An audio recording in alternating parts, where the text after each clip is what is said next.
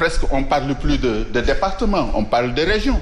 Vous allez à Bruxelles, il y a ce qu'on appelle le comité des régions. L'Union européenne ne peut pas mener des politiques comme ça ex nihilo sans pour autant que les collectivités locales ne donnent leur avis sur plusieurs politiques données. Mais l'exemple de Paris non, la locomotive des collectivités territoriales, c'est la région.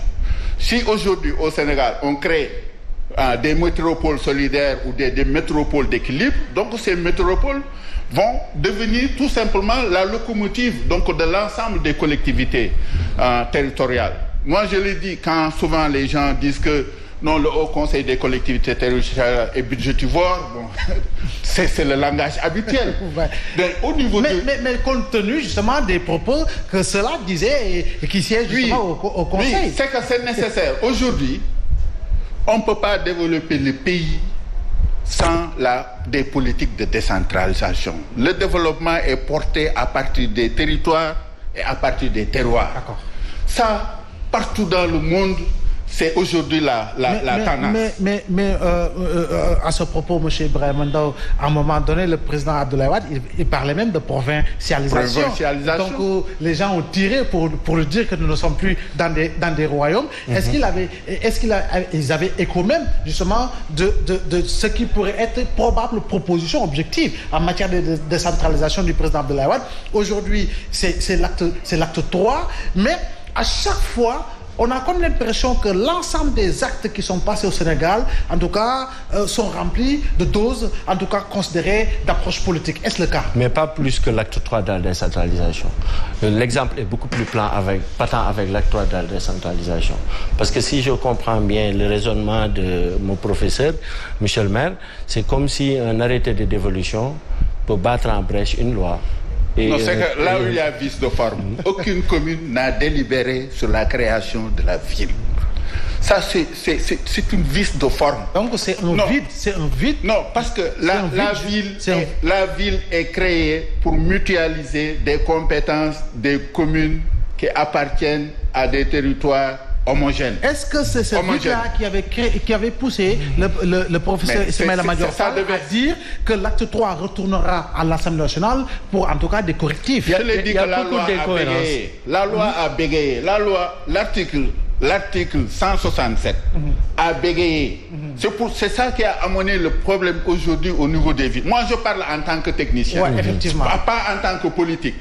Si on avait laissé les communes de Dakar ou bien de Pikine mutualiser leurs compétences et, comme la loi a dit dans l'article 170, et énumère les compétences donc de la ville, il fallait laisser aux communes donc qui mutualisent et qui donnent les compétences donc au niveau de la ville. D'accord. Autre chose que je voulais préciser à l'attention des téléspectateurs des Dakarois et notamment des commerçants, parce que c'est le prétexte du marché Sandaga qui nous vaut aujourd'hui cet honneur, c'est qu'en fait nous, la ville, ce qu'elle réclame, c'est qu'on garde notre patrimoine dans notre escarcelle.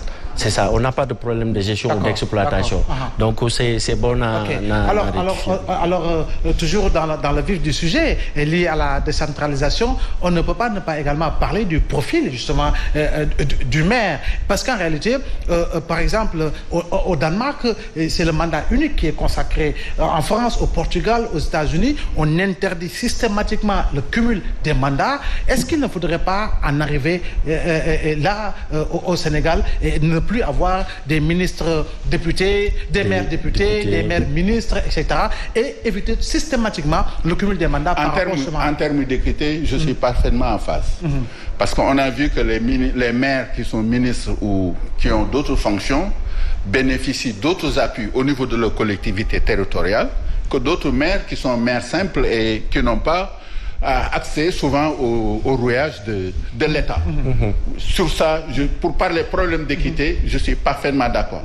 Mais aussi, le cumul de mandats a permis aussi à certaines collectivités locales de sortir la tête de l'eau, de bénéficier énormément donc d'infrastructures. Donc soit c'est des postes de santé, des centres de santé ou d'autres équipements, parce que ils ont une proximité donc avec le pouvoir décisionnaire, je peux dire le pouvoir central. Mais assez discrétionnaire. Ouais, sauf que, monsieur le maire, si vous faites le ratio entre ce qu'il y a d'inconvénients et d'avantages, c'est largement les inconvénients qui prennent le dessus.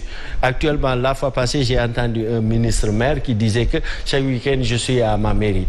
Qu'est-ce que ça veut dire? C'est-à-dire, au-delà même, moi je le prends sous un aspect beaucoup plus simple. On parle aujourd'hui de l'emploi des jeunes, de l'employabilité.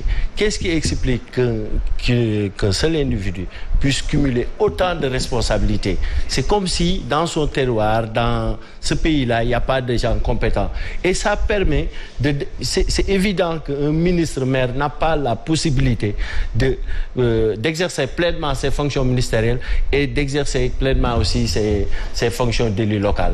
Donc là, moi, je pense qu'on doit aller dans le sens d'un mandat unique et éviter intégralement. Et ça fait partie même des limites de l'acte 3, les cumuls de fonctions là. Les cumuls de fonctions. Voilà. Alors, autre chose, vous serez candidat quelque part à Dakar, à Pikine? Non, vous savez, comme c'est le président de la République, le boss, qui est le patron de notre coalition.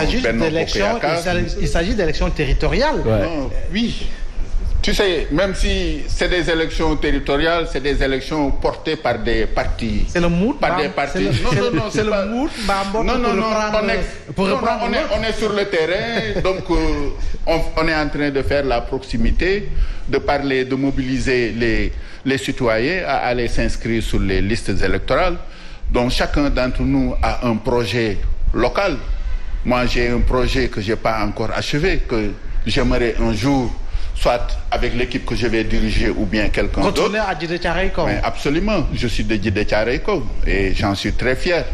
Et que j'ai commencé des choses, j'aimerais bien encore poursuivre cette passion, parce que moi je suis un militant convaincu de la décentralisation. C'est ça que je crois. Alors M. Pape Ibrahima Ndao, aujourd'hui, qu'est-ce que vous avez devant vous? Je vais parler de la ville de Dakar avec Madame la maire Soham Wardini. Non, concrètement, aujourd'hui, pour le cas de Sandaga, on est en train de prendre toutes les dispositions. D'ailleurs, hier, le conseil municipal a voté une délibération, une motion de soutien pour vraiment accompagner Madame le maire à prendre toutes les dispositions pour faire les actions idoines pour la préservation de notre patrimoine. Les avocats sont sur le dossier. Nous allons attaquer les actes administratifs. Vous n'êtes pas d'être ensemble avec la commune de Dakar Plateau? On en vient. De toute façon, nous, au niveau de la ville de Dakar, c'est des idéaux. C'est des convictions, c'est des dynamiques, c'est des synergies. C'est pas une arme de guerre, parce que... En tout cas, de toute façon, on est à un moment, comme on dit souvent, nous, peut-être notre qualité, souvent certains pensent que c'est notre talon d'Achille. On est des gens pondérés qui véritablement ont subi beaucoup d'attaques depuis 2013, comme je l'ai rappelé tout à l'heure. Mais le moment venu, quand il faut prendre une décision et l'assumer, on est prêt à le faire. Mais quelque part également, est-ce que vous êtes pour, parce qu'on parle des grandes métropoles, est-ce que vous êtes pour justement l'institutionnalisation des grandes communes? Et par exemple, qu'on arrive à ne plus avoir 19 communes à Dakar et qu'on en arrive à avoir peut-être 5 communes ou 6 pour avoir véritablement des communes viables qui seront financièrement plus fortes? Non, la tendance mondiale, c'est dans la métropolisation. Donc les formats et les méthodes à mettre en œuvre ne manquent pas. De toute façon, nous pensons que des réformes de ce genre doivent nécessiter des concertations préalables, donc une très large concertation et essayer de voir quelle est la meilleure des formules, parce que l'intérêt aujourd'hui, c'est de redonner à Dakar sa vocation de centre d'intérêt, comme je le disais tantôt, d'une capitale moderne, véritablement, qui a cette vocation de ville culturelle, de ville historique et évidemment de centre d'affaires. Donc, par rapport à cette question? Oui, parce que dans l'exposé des motifs de l'acte 3 de la décentralisation, c'était cela. C'était l'objectif général, c'était de faire du Sénégal, de répartir le Sénégal en territoire viable, compétitif et porteur de développement durable. Je pense que c'est bien dit de redéfinir un peu le contour des 19 communes de Dakar, de les revoir. de rassembler par exemple la commune de Dakar Plateau, de Médina et de Hann Bel-Air et d'autres regroupements pour ramener tout simplement Dakar en 5 communes ou 8 communes. C'était l'objectif en 96, hein? C'était l'objectif en 96. C'était l'objectif effectivement, parce que en ce moment nous on était membres du Parti socialiste. Effectivement, c'était les querelles de tendance qui ont amené de charcuter Dakar, Pikine, Guédiawaye et responsable, autres. Ça part du gâteau. Parce que et c'est ça qui a toujours plombé le développement de nos territoires, parce que la commune est considérée comme étant tout simplement un quartier général donc du parti, là où on gère l'intendance donc du parti au niveau donc de la base. Mais aujourd'hui, avec les équipes que j'ai vues, les maires, les acteurs en politique de décentralisation, je vois des professeurs